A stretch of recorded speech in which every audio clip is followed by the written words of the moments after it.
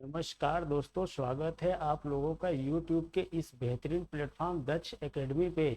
आज हम आप लोगों को ज्योग्राफी का एक बहुत ही इम्पोर्टेंट टॉपिक अक्षांश एवं देशांतर रेखाओं के बारे में बताएंगे।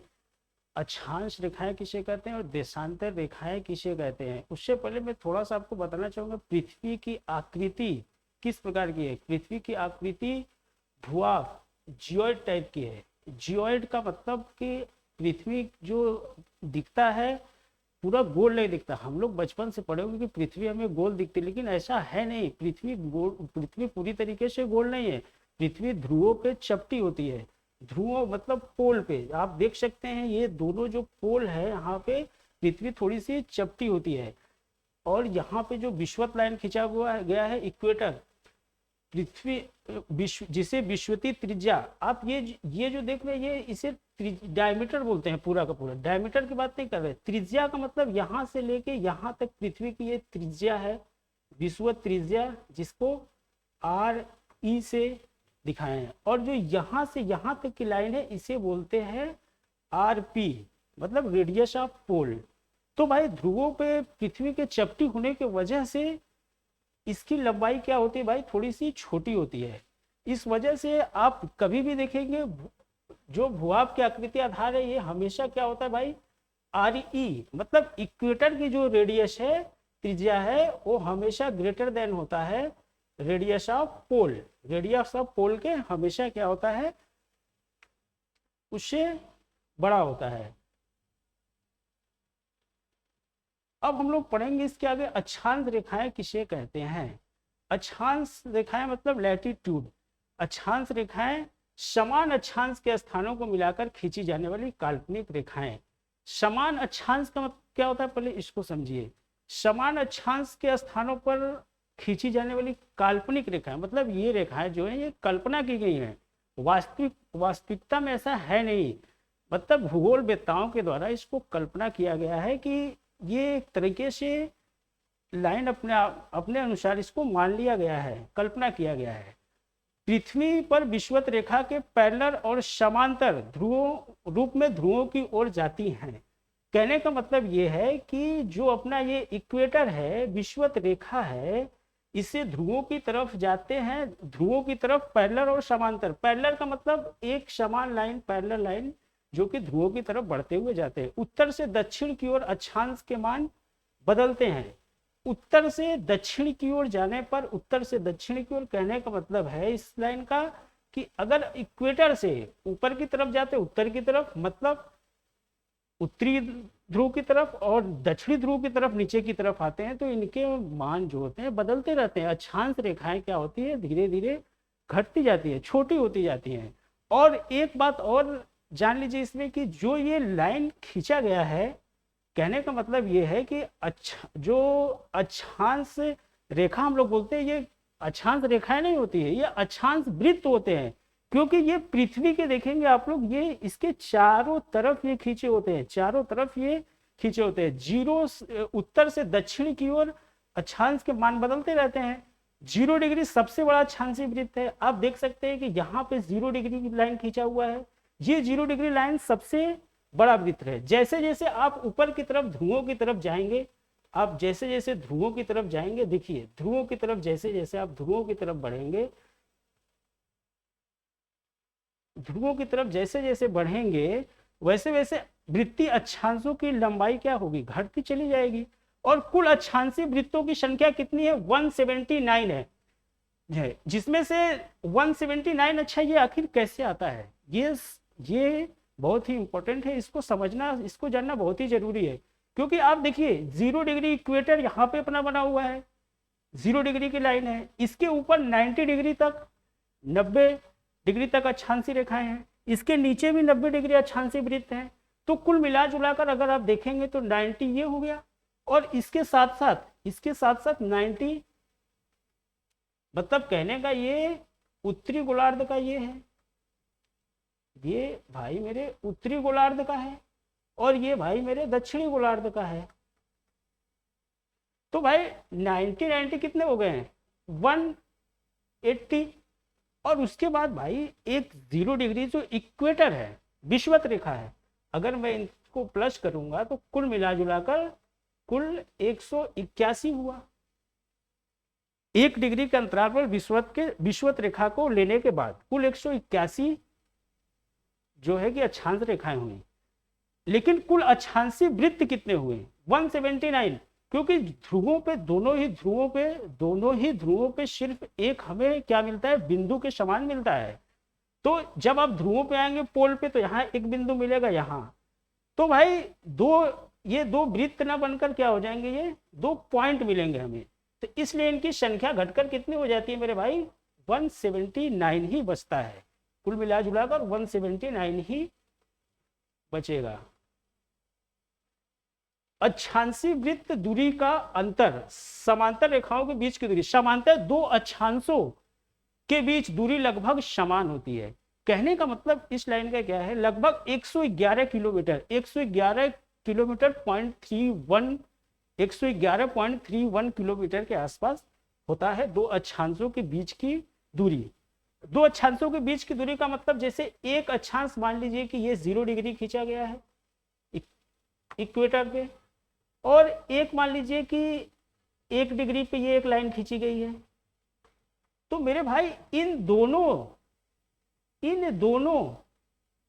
दोनों अक्षांश रेखाओं के बीच का जो डिस्टेंस है ये कितना आएगा? 111.31 किलोमीटर के आसपास। ये लगभग है 111.31 किलोमीटर लगभग इसका डिस्टेंस आता है इन दोनों के बीच। लेकिन ध्रुवों के पास दोनों अक्षांशों के बीच दूरी घटती हुई प्रतीत होती है वृत्त छोटे होने के कारण। अब इस लाइन को समझना बहुत ही इंपॉर्टेंट ये भी लाइन है। ध्रुवों के पास 2 अक्षांशों के बीच दूरी घटती हुई प्रतीत होती है। कहने का मतलब ये है कि भाई ध्रुवों के पास ये क्या है भाई? ध्रुवों के पास ये चपटी होती है। ध्रुवों के पास क्या होता है? ये चपटा होता है। तो ध्रुवों के पास क्या होगा? ध्रुवों के पास दूरी क्या होगा? ये घटता हुआ प्रतीत होगा।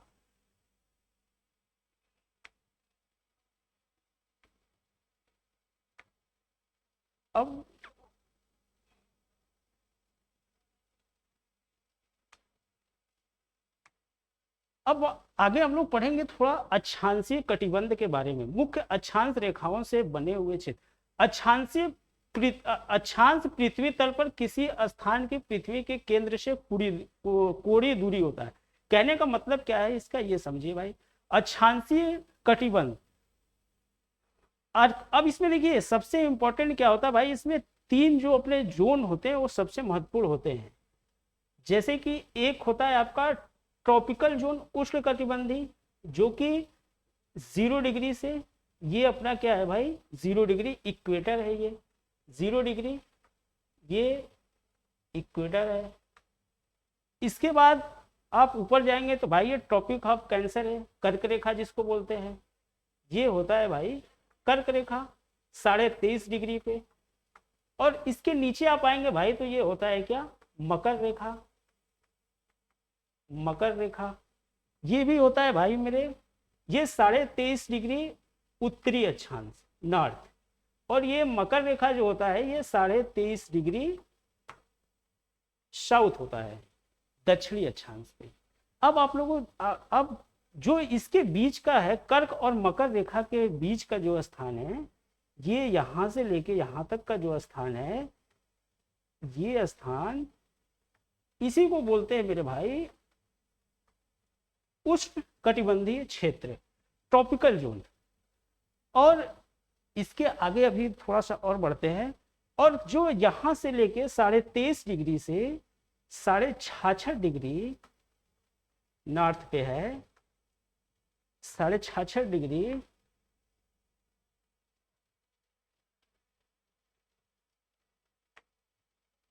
साढ़े 66 डिग्री नॉर्थ पे जो है ये वाला जोन, यहां से लेके यहां तक का जो ये जोन है इस साइड में, इसे बोलते हैं शीतोष्ण कटिबंध। इसे बोलते हैं शीतोष्ण कटिबंध है, यहां पे लिखते हैं। इसको बोलते हैं शीतोष्ण कटिबंध। और इसके बाद 66.5 से लेकर 90 डिग्री तक ये जो एरिया बचेगा,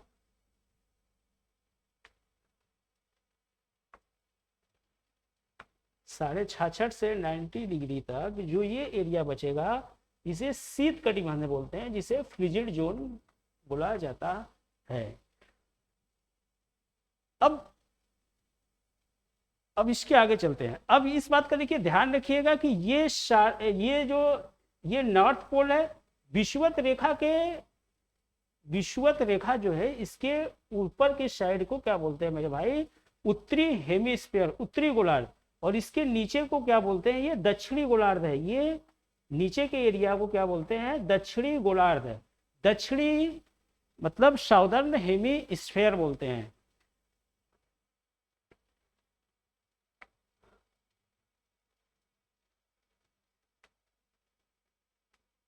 विषुवत रेखा इक्वेटर, 0 डिग्री अक्षांश लाइन को क्या बोलते हैं, विषुवत रेखा इक्वेटर। पृथ्वी को 2 बराबर भागों में बांटते हुए पश्चिम से पूर्व की ओर जाने वाली काल्पनिक रेखा। पृथ्वी को 2 बराबर भागों में पश्चिम से पूर्व की ओर जाने वाली काल्पनिक रेखा है। कहने का मतलब ये है, विषुवत रेखा पृथ्वी को 2 बराबर भागों में बांटती है, इक्वेटर जिसको बोलते हैं। इसे एक नाम से और भी बोला जाता है, विषुवत रेखा के उत्तर में स्थित भाग को उत्तरी गोलार्ध तथा दक्षिण में स्थित भाग को दक्षिणी गोलार्ध बोलते हैं। ये अपना जो विषुवत रेखा है, इस बात का ध्यान रखिएगा, ये जो अपना विषुवत रेखा है, विषुवत रेखा के उत्तर की तरफ उत्तरी गोलार्ध, मतलब यहां से इधर उत्तर की तरफ ये होता है मेरे भाई उत्तरी गोलार्ध, पूरा का पूरा उत्तरी गोलार्ध। और विषुवत रेखा से नीचे की तरफ जाएंगे दक्षिण की तरफ, तो इसको बोलते हैं दक्षिणी गोलार्ध, दक्षिणी गोलार्ध। अक्षांश रेखाएं वृत्ताकार होती है तथा ध्रुवों की ओर इनका आकार छोटा होता जाता है। अक्षांश रेखाएं जो होती हैं मेरे भाई, वो गोलाकार होती है, मतलब वृत्त के आकार की होती हैं, क्योंकि ये पृथ्वी के चारों तरफ होती हैं। लेकिन जैसे जैसे ध्रुवों की तरफ जाते हैं, आप लोग देखे होंगे ऐसा, जैसे जैसे आप ध्रुवों की तरफ बढ़ते जाएंगे उसका आकार धीरे धीरे छोटा होता जाता है। और जैसे ही पोल पे पहुंचेंगे आपको एक पॉइंट के रूप में मिलेगा, एक बिंदु के रूप में मिलेगा। केवल विषुवत रेखा एक पृथ्वी को 2 बराबर भागों में बांटती है। हाँ, इस बात का ध्यान रखिएगा कि केवल विषुवत रेखा ही ऐसा है जो पृथ्वी को 2 बराबर भागों में बांटती है। बाकी जो आप लोग जब देशांतर रेखा के बारे में पढ़ेंगे तो वहां देखेंगे कि पृथ्वी को वो भी 2 बराबर भागों में बांटेंगी, लंबवत। लेकिन एक चीज आप लोग इस बात का ध्यान रखिएगा कि लंबवत जब आप बराबर भागों में बांटेंगे तो जरूरी नहीं है, वो माना गया है अपना जो ग्रीनविच में है जो 0 डिग्री लाइन, उसको माना गया है। लेकिन आप लंबवत में कहीं से भी कोई भी लाइन खींचेंगे तो मेरे भाई वो उसको बराबर भागों में ही बांटेगी। इसीलिए केवल एक ही ऐसा लाइन है विषुवत रेखा जो कि पृथ्वी को 2 बराबर भागों में बांटती है। 0 डिग्री से ध्रुवों की ओर अक्षांश रेखाओं की लंबाई घटती जाती है। 0 डिग्री से जब, अब मतलब कहने का विषुवत रेखा से जब अक्षांश रेखाओं की लंबाई घटती जाती है, जैसे जैसे आप ध्रुवों की तरफ जाएंगे, कहने का मतलब है उसकी लंबाई में कमी होती जाएगी। उत्तरी तथा दक्षिणी ध्रुवों पर अक्षांश रेखा केवल एक बिंदु के रूप में रह जाती है। जैसे जैसे आप आगे बढ़ते जाएंगे, ध्रुवों के पास पहुंचेंगे, तो मेरे भाई उसकी जो हमें लंबाई घटते घटते घटते जब 90 डिग्री पे जाएंगे साउथ और 90 डिग्री पे नॉर्थ पे जाएंगे, तो वहां पे सिर्फ हमें एक पॉइंट मिलेगा।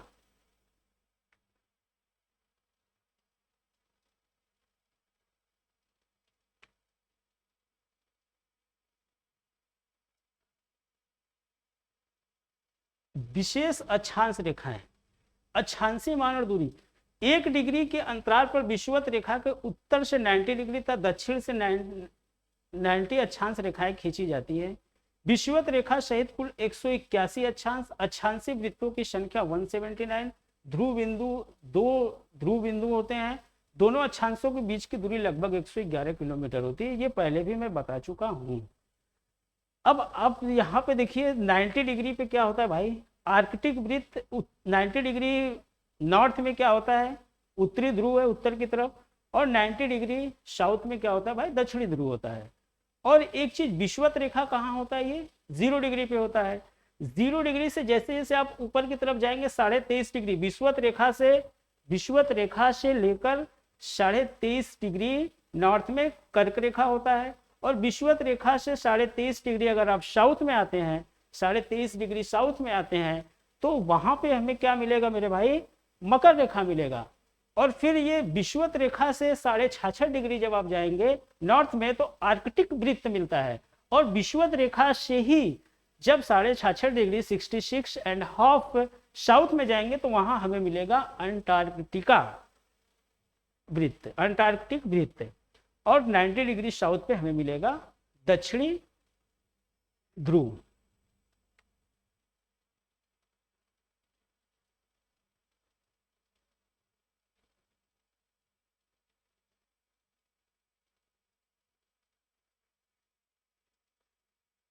अब जोन कटिबंध के बारे में बढ़ते हैं। मुख्य कटिबंधों की सीमाएं, 2 अक्षांश रेखाओं के मध्य का क्षेत्र कटिबंध कहलाता है। कर्क व मकर रेखा इसे विषुवत के उत्तर व दक्षिण में सीमित करती हैं। उष्ण कटिबंध किसे कहते हैं, ये देखो, कर्क तथा मकर के मध्य के क्षेत्र को। अब देखो भाई, कर्क और मकर अभी मैं बताया हूं थोड़ी देर पहले ही।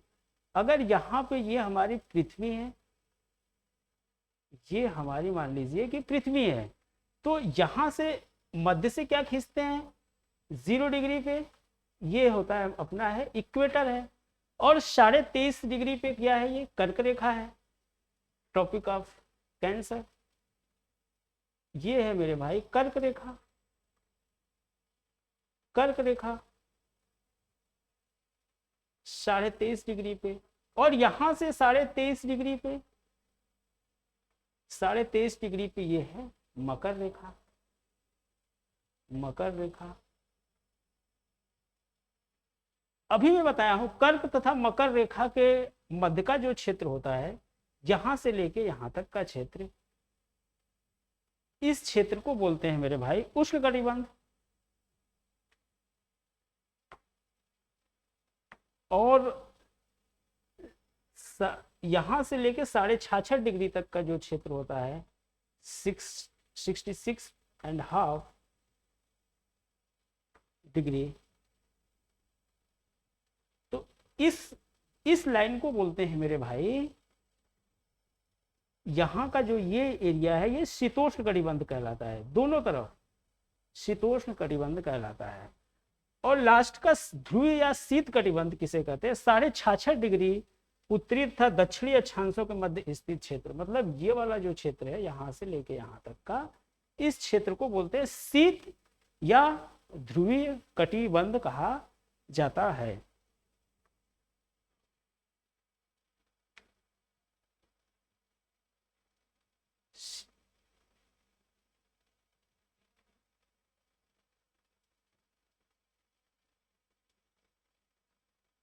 अब पढ़ेंगे अपन देशांतर रेखाओं के बारे में थोड़ा सा, लॉन्गिट्यूड लाइन के बारे में। इसे मध्याह्न रेखा भी कहा जाता है। पृथ्वी पर किसी भी स्थान के देशांतर को पृथ्वी के केंद्र से कोणीय दूरी द्वारा प्रदर्शित किया जाता है।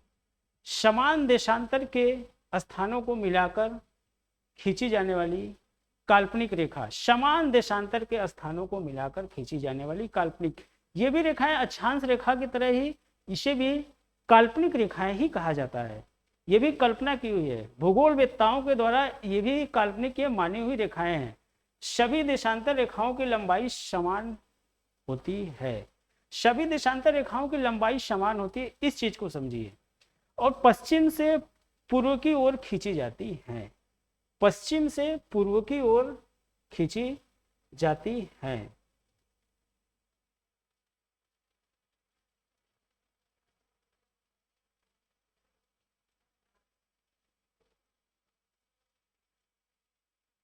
ये गलत है। देशांतर रेखाएं जो होती हैं मेरे भाई, उत्तर से दक्षिण की ओर खींची जाती हैं, इस टाइप से खींची जाती है, उत्तर से दक्षिण की तरफ खींची जाती हैं। सभी देशांतर रेखाओं की लंबाई समान, मतलब देशांतर रेखाओं की जो ये लंबाई होती है ये हर जगह पे समान होती है, लेकिन इनके बीच की जो दूरी होती है, इनके बीच की दूरी समान नहीं होती है। आपको इक्वेटर के पास तो इसमें सबसे ज्यादा दूरी दिखेगा, लेकिन जैसे जैसे आप ध्रुवों की तरफ जाएंगे इनके बीच की दूरी क्या होगी, वो घटती चली जाएगी, इनके बीच की दूरी आपस में घटती चली जाती है। अब पढ़ेंगे अपन प्रधान मध्याह्न रेखा किसे कहते हैं, प्राइम मेरिडियन किसे कहते हैं, प्रधान मध्याह्न रेखा। 0 डिग्री देशांतर रेखा को प्रधान मध्याह्न रेखा कहा जाता है। प्रधान मध्याह्न रेखा के आधार पर पूर्व तथा पश्चिमी देशांतर निर्धारित किए जाते हैं। अब हमें यह देखना है कि भाई 0 डिग्री प्रधान मध्याह्न रेखा किसे, प्राइम मेरिडियन इसे बोलते हैं, इंग्लिश में बोलते हैं इसे प्राइम मेरिडियन। प्राइम मेरिडियन का मतलब क्या हो गया भाई, प्रधान मध्याह्न रेखा मतलब जो ऐसी लाइन जिसको 0 डिग्री माना गया है, जो इंग्लैंड के ग्रीनविच से होकर जाती है, उसी को प्रधान मध्याह्न रेखा कहते हैं और बाकी कुछ नहीं है। ये भी भूगोलवेत्ताओं के द्वारा माना ही गया है। तो आप एक चीज का ध्यान दीजिएगा, प्रधान मध्याह्न रेखा के आधार पर पूर्वी तथा पश्चिमी देशांतर निर्धारित किए, मतलब प्रधान मध्याह्न रेखा से जो इस साइड की दिशा में रहेंगे ये पूर्वी देशांतर है,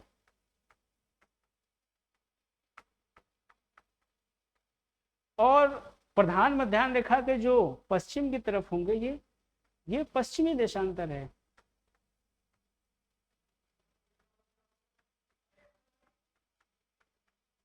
ये पश्चिमी देशांतर है। अब यहाँ पे एक चीज बहुत ही इंपॉर्टेंट है जिसको समझना जरूरी है कि 180 डिग्री जो लाइन है, अब देखिए अगर आप इसको जोड़ेंगे, इस चीज का मतलब पहले समझिए, 180 + 180 + 1 का मतलब क्या है इसको समझिए। देखिए आप यहाँ पे ध्यान दीजिए, इस डायग्राम पे ध्यान दीजिए। जब आप लाइन देखेंगे, पृथ्वी अपनी क्या है, ज्योइड आकार की है, भुआव आकार की। जब इसके चारों तरफ आप लाइन खींचेंगे इधर से, मतलब 0 डिग्री मध्याह्न प्रधान मध्याह्न रेखा जो है प्राइम मेरिडियन, इसके पूर्वी देशांतर से अगर आप लाइन खींचेंगे तो 180 लाइन खींचेंगे। इसी तरह से आप पश्चिमी देशांतर की तरफ से अगर आप लाइन खींचेंगे तो 180 लाइन खींचेंगे। तो यही है, ये 180 रेखाएं ये हो गई, 180 ये हो गई। लेकिन एक जो प्राइम मेरिडियन है 0 डिग्री, इसको मिलाएंगे तो कुल लाइन जो हो जाते हैं 361 361 हो जाता है। लेकिन ये कुल देशांतर रेखाओं की संख्या हम लोग पढ़े 360 ही होता है। तो ऐसा क्यों होता है, इस चीज को भी ध्यान से समझ लीजिए। क्योंकि जब भाई मेरे पूर्वी देशांतर से जाएंगे अपने तरफ और पश्चिमी देशांतर की तरफ से भी जाएंगे 180 पे, तो जो 180 डिग्री वाली लाइन है, ये दोनों क्या होती है, एक दूसरे पे ओवरलैप कर जाती हैं। तो ओवरलैप करने का मतलब क्या हुआ कि वहां पे सिर्फ एक ही लाइन बना, वो दोनों लाइन एक पे एक हो जाती है, जो कि पता नहीं चलता है। तो इस वजह से एक ये माइनस हो जाता है। तो कुल हमारे पास देशांतरों की संख्या कितनी बचती है भाई, 360 देशांतर रेखाएं ही बचती हैं। इस बात का सभी लोग ध्यान रखिएगा, बहुत ही इंपॉर्टेंट है ये।